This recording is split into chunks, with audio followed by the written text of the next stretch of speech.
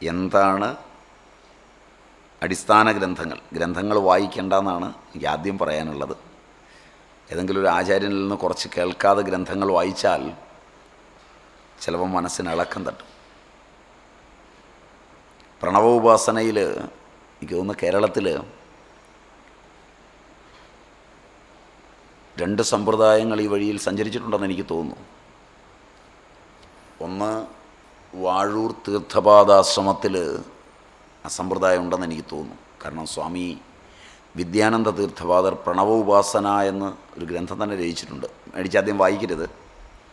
അതിനുമുമ്പ് അവിടുത്തെ ആ സമ്പ്രദായത്തിലെ ഇന്ന് ജീവിച്ചിരിക്കുന്ന ആചാര്യൻ, അതിലെ പ്രഗത്ഭനായ പ്രജ്ഞാന ആനന്ദ തീർത്ഥപാദർ ആ വഴിയിൽ ഉപാസിച്ചിട്ടുണ്ടാവണം ഗുരു പരമ്പരയിൽ. അല്ലെങ്കിൽ അദ്ദേഹത്തെ പോയി കണ്ട് അതിൻ്റെ വഴികളൊന്ന് ചോദിച്ചിട്ട് മാത്രം ആ ബുക്ക് വാങ്ങിക്കുകയോ പഠിക്കുകയോ. ഇല്ലെങ്കിൽ പ്രണവത്തിൻ്റെ മന്ത്രചൈതന്യത്തെക്കുറിച്ച് യതി എഴുതിയിട്ടുണ്ട്. അപ്പോൾ ആ സമ്പ്രദായത്തിന് തീർച്ചയായും അതിൻ്റെ ഉപാസനാകാന്ഡം അറിയാതിരിക്കാൻ വഴിയില്ല. അതുകൊണ്ട് ഗുരുകുലത്തിൽ പോയാലും അതറിയേണ്ടതാണ്. പുസ്തകങ്ങൾ കണ്ടിട്ട് 2 പുസ്തകവും ഞാൻ കണ്ടിട്ടുണ്ട്. മുഴുവൻ വായിച്ചിട്ടില്ല, ഭാഗികമായി വായിച്ചിട്ടുണ്ട്. കാരണം മുഴുവൻ വായിക്കാൻ പറ്റിയില്ല, പക്ഷേ എങ്കിലും ഭാഗികമായി വായിച്ചിട്ടുണ്ട്. അതിനെ ആസ്പദമാക്കി അവർക്ക് ആ സമ്പ്രദായം അറിയാതിരിക്കാൻ വഴിയില്ല, അല്ലെങ്കിൽ അങ്ങനെ എഴുതുകയില്ല. അതുകൊണ്ട് ട്രൈ ചെയ്ത് നോക്കുക.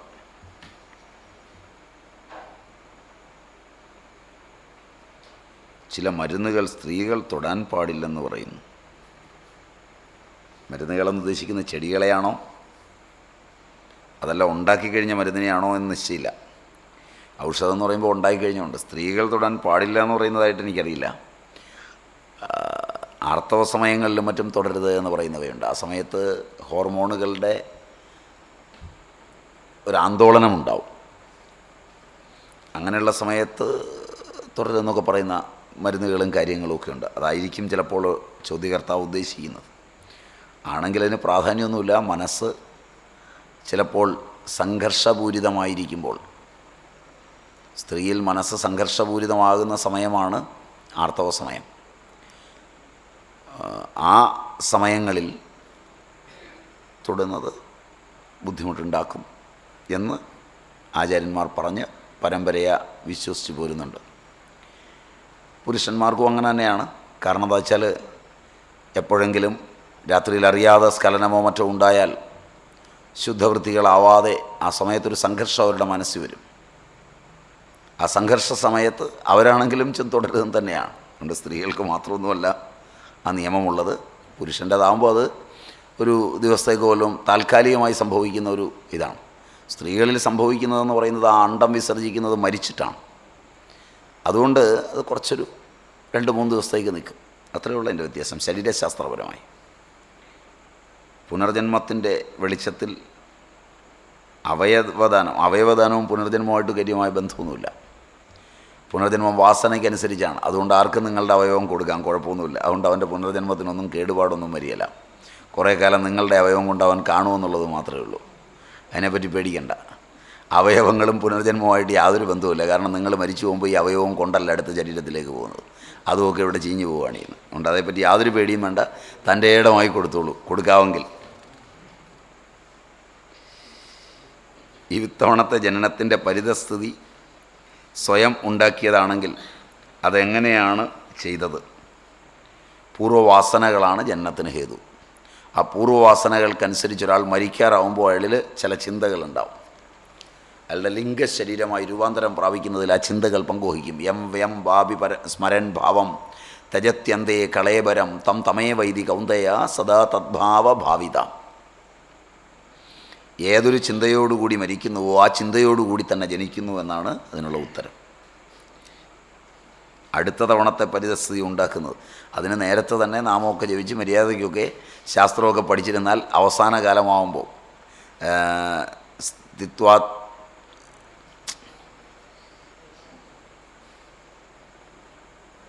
അന്ധകാലേപി ബ്രഹ്മനിർവാണം ഋച്ഛതി.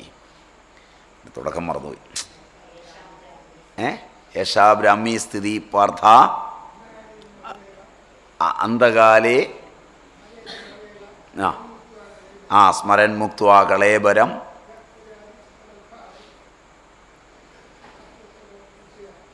എന്ന് വളരെ വ്യക്തമായി ഭഗവത്ഗീത പറയുന്നുണ്ട്. അപ്പോൾ ഇതനുസരിച്ച് നിങ്ങൾ അവസാന കാലത്തിലെങ്കിലും ആ ഭഗവാനെ സ്മരിച്ചാൽ പിന്നെ ജനിക്കുന്ന ശരീരത്തിൽ പൂർണ്ണമായ ഒരു മുക്തിയോടുകൂടിയുള്ള ജനനം ഉണ്ടാവും.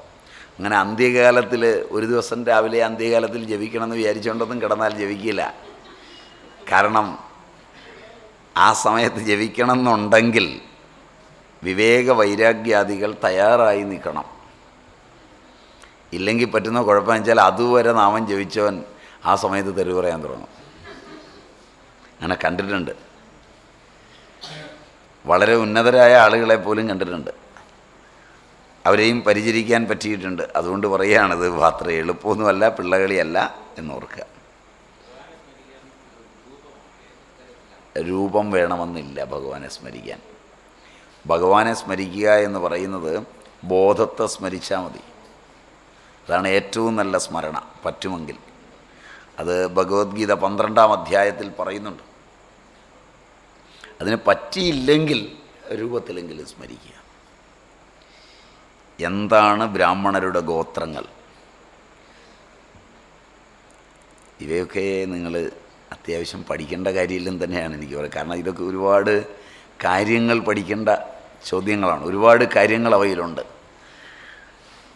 ഭരദ്വാജം, വിശ്വാമിത്രം, കാശ്യപം, ഇങ്ങനെയൊക്കെ ഗോത്രങ്ങൾ ഒരുപാടുണ്ട്. ഒന്നോ രണ്ടോ ഒന്നുമല്ല. വേദങ്ങളുണ്ട്. ഋഗ്വേദികൾ, യജുർവേദികൾ, സാമവേദികൾ, അഥർവവേദികൾ. ആ വേദത്തെ ആസ്പദമാക്കി മഹാവാക്യങ്ങളുണ്ട്. ഇങ്ങനെ ഗോത്ര സൂത്ര നാമാദികളോടുകൂടിയാണ് അതിൻ്റെ പോക്ക്. അത് ബ്രാഹ്മണർക്ക് മാത്രമുള്ളതല്ല.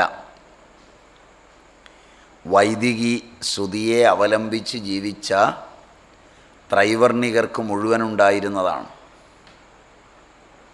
ത്രൈവർണികർ എന്ന് പറഞ്ഞാൽ ബ്രാഹ്മണർ, ക്ഷത്രിയർ, വൈശ്യർ, ഇവർക്കെല്ലാം ഉണ്ടായിരുന്നതാണ്. കാലാന്തരത്തിൽ അവരിൽ നിന്ന് ഈ മര്യാദയിൽ ജീവിക്കാൻ ഇഷ്ടമില്ലാതെ അതിൻ്റെ ഗോത്രമര്യാദകൾ അച്ചടക്കം ഇഷ്ടമല്ലാതെ ചിലരതിൽ നിന്ന് പുറത്തു പോകാൻ തുടങ്ങി. അപ്പോൾ അവരെ പുറത്താക്കുമ്പോൾ അവരാണ് ശൂദ്രന്മാരായി മാറിയത്.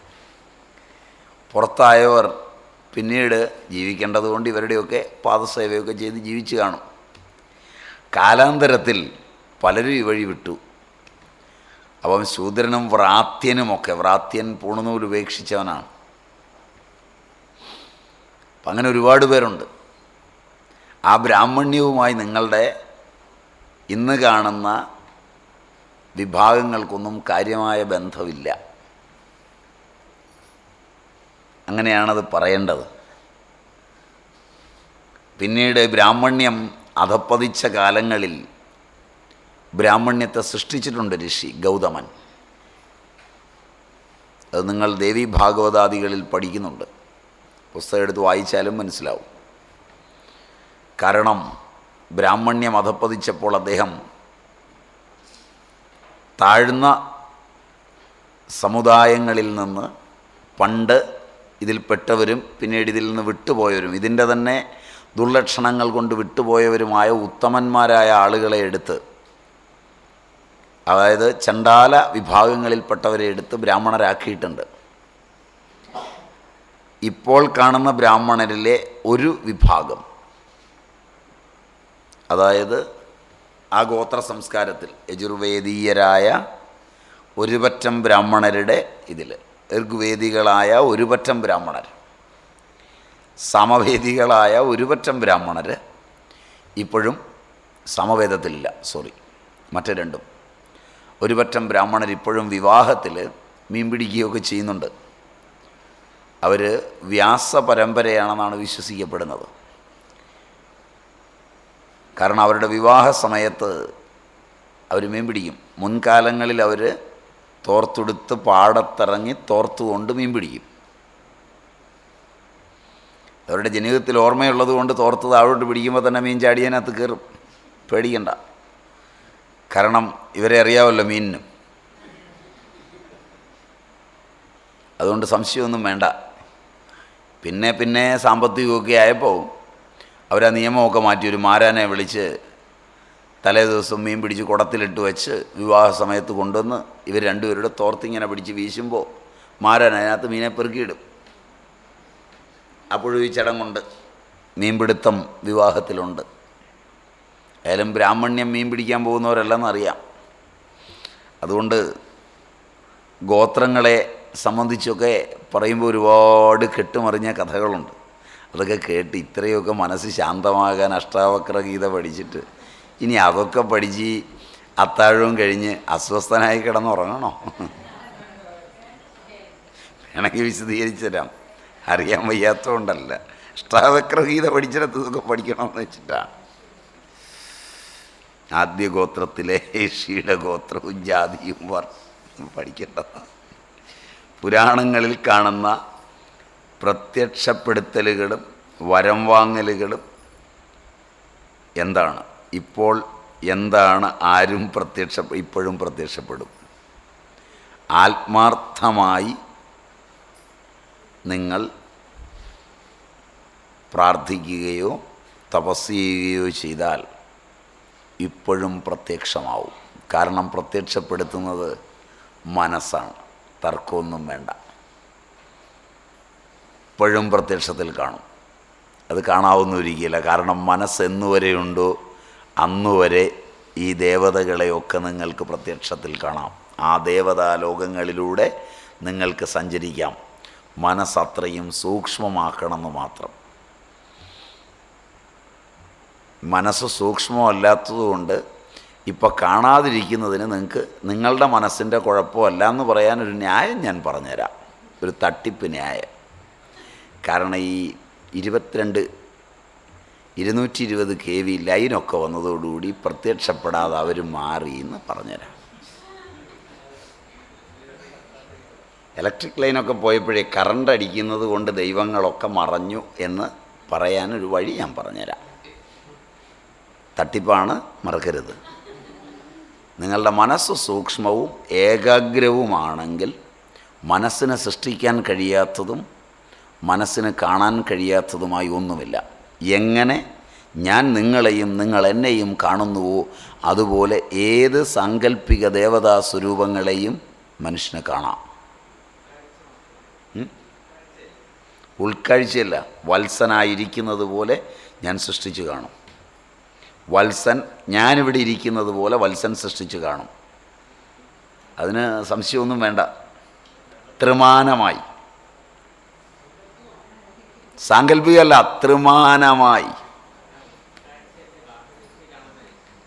ബാഹ്യദൃഷ്ടിയിൽ മാംസചക്ഷുസുകൊണ്ട് ഇത് ത്രിമാനമായ ഒരു സാധനമാണെങ്കിൽ ഞാനും വത്സനും ത്രിമാനമായിട്ട് മാംസചക്ഷുസുകൊണ്ട് കാണുന്നതാണെങ്കിൽ, മാംസഹസ്തങ്ങൾ കൊണ്ട് തൊട്ടു നോക്കുന്നതാണെങ്കിൽ ഇതുപോലെ സൃഷ്ടിക്കാൻ കഴിയുന്നതാണ് മനസ്സ്.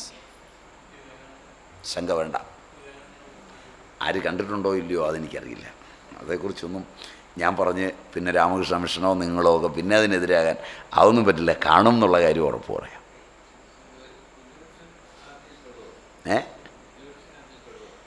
ഏതിനത്തിൽപ്പെടുമെന്ന് ഇപ്പോൾ പഠിക്കണ്ട, നിങ്ങൾക്ക് കാണാൻ പറ്റും. ഇത്ര ആദ്യം പഠിക്കുക. അതിന് അത്ര അഗാധമായി നിങ്ങളുടെ മനസ്സ് ഏകാഗ്രമാവണം. അതാണ് അതിന് വേണ്ടത്. അതിന് ഈ കാലഘട്ടത്തിൽ മനുഷ്യന് അത്രയൊന്നും ഏകാഗ്രതയൊന്നുമില്ല, അതുകൊണ്ട് കാണില്ല. ഏകാഗ്രത നിങ്ങൾക്കുണ്ടെങ്കിൽ കാണും. ഉള്ളവർ കാണാറുണ്ട് എന്ന് വിട്ടാൽ മതി.